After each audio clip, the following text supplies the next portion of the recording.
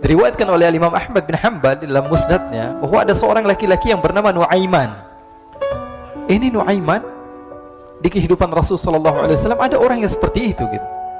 Orang yang sering minum minuman keras. Rasul sallallahu alaihi wasallam marah, murka. Rasulullah kalau yang berhubungan dengan Rasulullah tidak marah. Tapi kalau sudah berhubungan dengan agama, Rasul sallallahu alaihi wasallam adalah orang yang paling marah, orang yang paling istiqamah dalam kebenaran. Maka Rasulullah panggil Nuaiman, apa yang kau lakukan? Dia katakan, aku minum minuman keras ya Rasulullah. Rasulullah cambuk dia. Kemudian dia bertobat kepada Allah. Kemudian ketahuan lagi minum. Kemudian dicambuk lagi oleh Rasulullah SAW, sehingga sebagian sahabat memukul dia dengan pukulan yang banyak. Sehingga apa yang berlaku? Sebagian sahabat mengatakan, la'natullahi ala Nuaiman. Semoga Allah melaknat Nuaiman. Dia mempermainkan Rasulullah. Dia bilang sudah mau taubat tapi minum lagi. Dia bilang sudah mau taubat tapi minum lagi. Maka Rasulullah SAW mengatakan, la tal'anuh fa innahu yuhibbullah wa rasulah. Kata Rasulullah, jangan kamu laknat Nuaiman, karena dia itu cinta sama Allah, cinta sama Rasulnya. Dalam riwayat dia dicintai Allah dan dicintai oleh Rasulnya Muhammad sallallahu alaihi wasallam. Ibn Majah menceritakan bahwa Nuaiman ini pernah suatu waktu diajak oleh Sayyiduna Abu Bakar pergi ke negeri Syam. Negeri Syam itu di mana?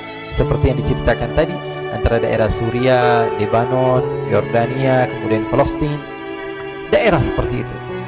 Umumnya orang Quraisy pada masa itu mereka memiliki rihlah berdagang, membeli dagangan ke Syam, kemudian dijual lagi di kota Makkah.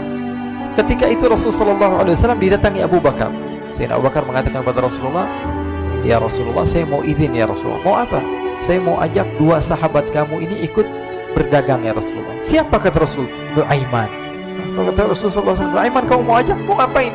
Biar seru-seruan aja ya Rasulullah. Kata Rasulullah, ya sudah, saya izinkan kamu bawa Nuaiman. Ketika itu Sayyidina Abu Bakar membawa Nuaiman sama satu sahabat namanya Suwaibid ibn Harmalah. Siapa namanya? Suwaibid ibn Harmalah. Ini sahabat Rasulullah SAW yang memiliki sifat yang berbeda-beda. Kalau Nuaiman ini aneh. Pernah Rasulullah SAW dibawain makanan banyak, dikasih Rasulullah, dikasih sahabat semua. Semuanya sudah makan, tiba-tiba si Nuaiman ini, sahabat Nabi Nuaiman mengatakan kepada Rasulullah, ya Rasulullah, ini yang penjualnya, tolong engkau yang bayar ya Rasulullah. Makanan udah habis.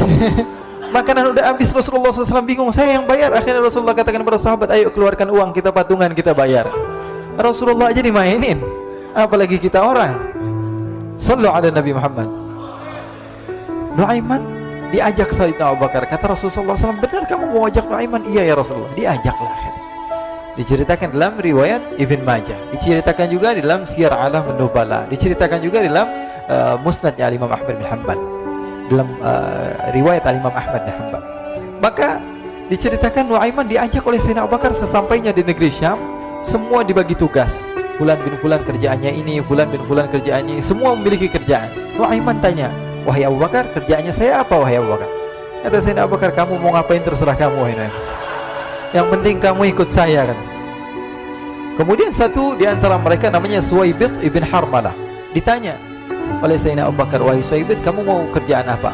Kata Suwaibid, terserah kamu wahai Abu Bakar. Kata Sayyidina Abu Bakar, kamu menjaga makanan, karena saya tahu kamu ini adalah orang yang senantiasa menjaga amanah. Suwaibid ini kalau disuruh maju dia maju, disuruh mundur dia mundur, disuruh ke kanan dia ke kanan, disuruh ke kiri dia ke kiri. Orang yang ikut aja. Kalau Nuaiman beda, disuruh maju dia ke belakang, kasih sen kanan ke kiri belok. Nuaiman itu orang yang berbeda. Maka Suwaibid mendapatkan tugas, semua mendapatkan tugas kecuali Nuaiman. Sehingga ikhwani, apa yang berlaku, apa yang terjadi? Sayyidina Abu Bakar pergi sibuk dengan kesibukannya, sehingga datanglah waktu siang. Nuaiman sudah lapar. Nuaiman cari makanan. Dia nggak punya uang, diajak Sayyidina Abu Bakar tapi tidak diberikan uang. Sehingga dia cari-cari makanan. Dia tahu Suwaibid yang jaga makanan, dikatakan, wahai Suwaibid, saya mau makan, berikan kepada saya satu roti saja. Yang terpenting apa? Saya makan sekarang, saya sudah lapar. Kata Suwaibid, ya Allah Nuaiman, kita tunggu Abu Bakar saja sehingga dia datang, karena ini amanat. Amanat dari Abu Bakar, saya tidak boleh berikan kepada siapapun kecuali atas izin Abu Bakar. Kata Nuaiman, kasih saya makanan, kalau tidak saya bikin masalah sama kamu.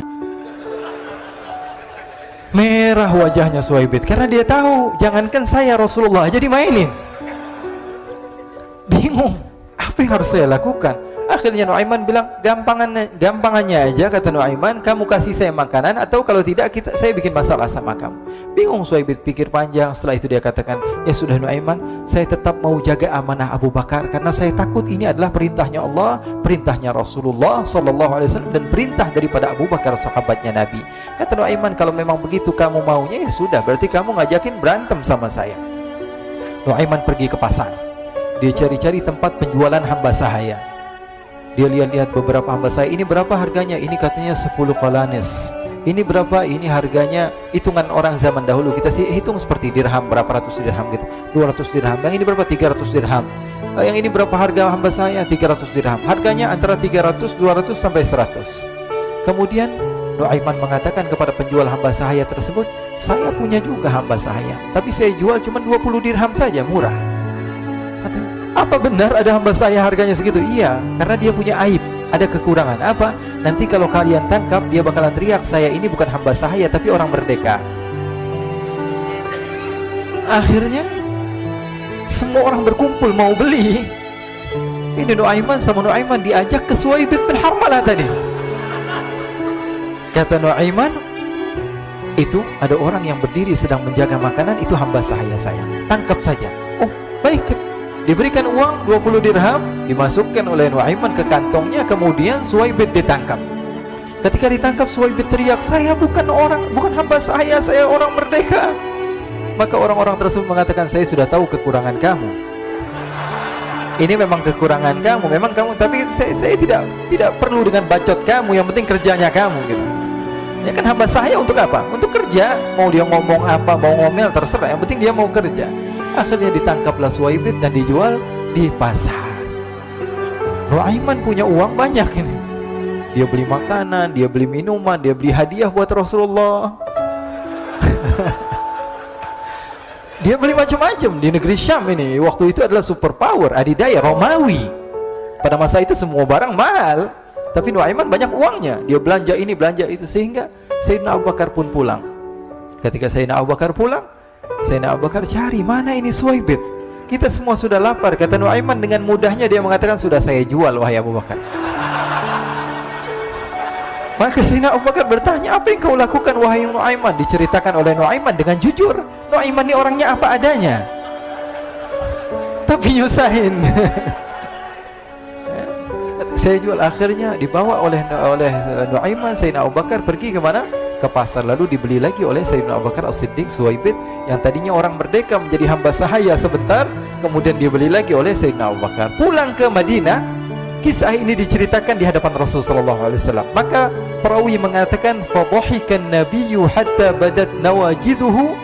Ketika diceritakan kisah Nuaiman tersebut dengan Suhaib, Rasulullah tertawa sejadi-jadinya sehingga gigi geraham Rasulullah SAW nampak di wajah mata para sahabat. Sehingga perawi lain mengatakan, 1 tahun berlalu Rasulullah, setiap ada tamu yang datang pada Rasulullah akan ceritakan kisah Nuaiman menjual Suhaib tersebut.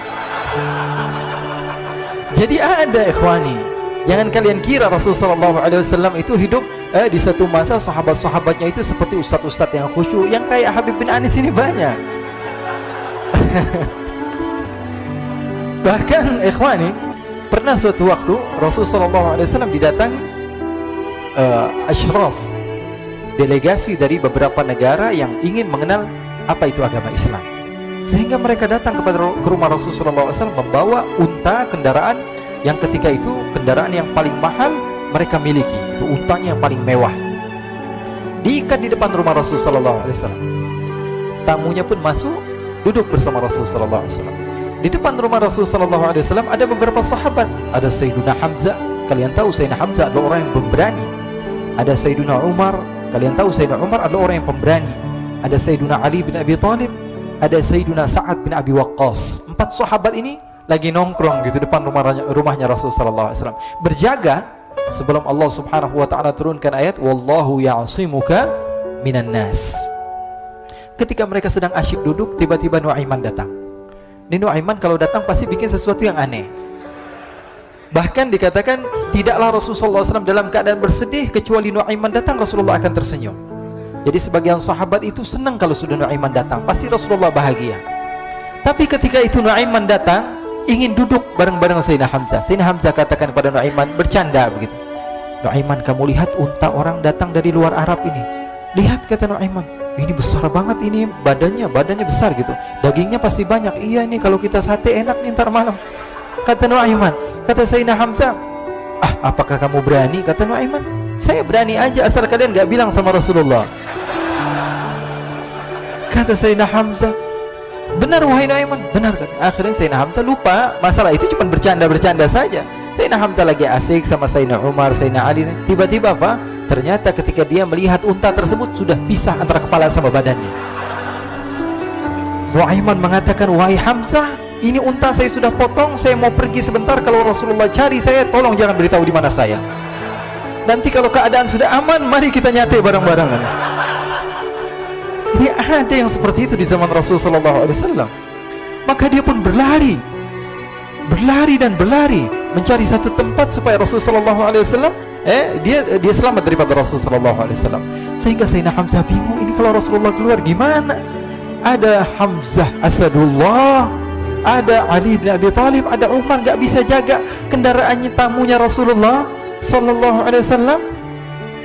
Akhirnya benar apa yang terjadi, ikhwani. Rasulullah SAW tamunya mau pulang. Ketika dia buka pintu tamu, melihat apa? Untanya sudah begitu. Mereka teriak, wa naqatah, unta kami wahai Muhammad. Baru mau kenal Islam, unta kami, kendaraan kami sudah dibuang. Rasulullah SAW lihat Sayyidina Hamzah, lihat Sayyidina Ali. Mereka gak bisa ngomong, mereka hanya bilang apa? Nuaiman ya Rasulullah. Rasulullah perintahkan Sayyidina Umar, wahai Umar, sekarang kamu ambil uang, kemudian kamu gantikan, kemudian kamu berikan 2 kali lipat daripada harta unta ini, sehingga apa? Agama Islam tidak didengar dengan sesuatu yang tidak baik di luar sana. Akhirnya diberikan harta, diberikan unta yang baru dan diberikan harta yang lebih untuk orang tersebut, sehingga orang tersebut tidak menjelek-jelekan agama Islam. Kata Rasulullah SAW, dan sekarang waktunya kita balas dendam sama Nuaiman. Nuaiman ternyata berlari tempat yang jauh sampai hampir keluar dari kota Madinah. Dia dapatkan seorang sahabat Nabi yang hadir juga dalam peperangan Badar, namanya Al-Miqdad bin Al-Aswad. Siapa namanya? Al-Miqdad bin Al-Aswad ketika itu sedang menggali sumur. Ketika sedang menggali sumur, Nuaiman datang. Nuaiman katakan kepada Miqdad, wahai Miqdad, wahai sahabat Rasul, kamu orang yang hadir dalam peperangan Badar, kamu adalah orang yang hebat. Dipuji-puji sama Nuaiman. Ada maunya ini. Akhirnya dia bilang, wahai Miqdad, tolong saya. Kenapa wahai Nuaiman? Kamu ini kekasihnya Rasulullah, orang yang disayang sama Rasulullah. Kenapa?